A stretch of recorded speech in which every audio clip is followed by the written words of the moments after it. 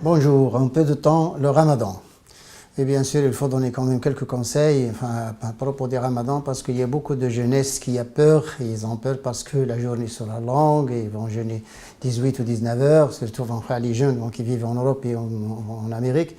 Mais n'ayez pas peur parce que de toute façon, le ramadan, c'est un miracle et c'est quelque chose de toute façon qui est venu pour notre bien, pas pour nous punir. Ça, c'est très important, il faut connaître ces choses-là.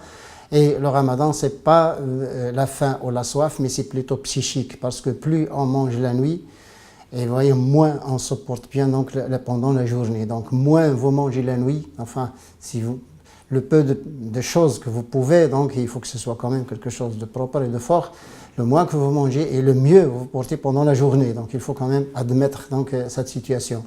Et il ne faut pas quand même avoir des choses qui ne vous servent à rien, surtout trop de sucreries ou trop de grillades, et puis vos grignotis toute la nuit et tout ça. Donc ça va vous gêner un peu. Pourquoi? Parce que ça va vous saturer, ça va vous saturer, et puis vous ne mangez pas les choses fortes, qui sont les aliments donc, qui sont riches en fibres, qui sont riches en sucres composés, comme l'amidon, comme l'inuline, comme les pictates, et puis les antioxydants, les enzymes et tout ça, qui se trouvent dans la végétation, donc tout ce qui est légumes et fruits, et puis donc les céréales et les légumineuses. Donc ça, c'est les choses qui sont très fortes donc, en nutrition.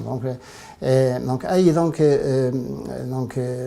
ces idées donc, en tête là, quand vous faites le ramadan, vous pouvez le faire facilement et aisément.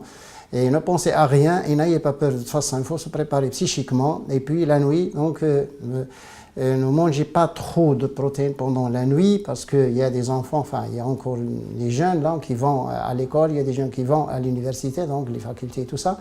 Donc il ne faut pas quand même qu'ils aient quelque chose qui va rendre donc, la personne un peu plus paresseuse le matin quand il se réveille. Vous voyez?